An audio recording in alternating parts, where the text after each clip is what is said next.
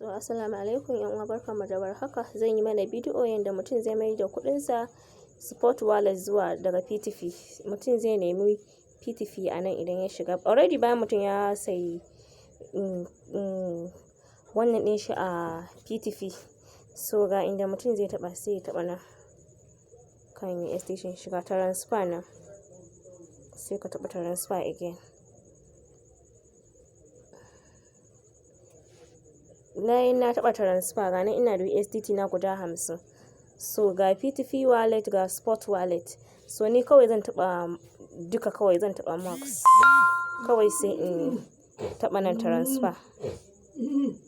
To kun ga shikenan?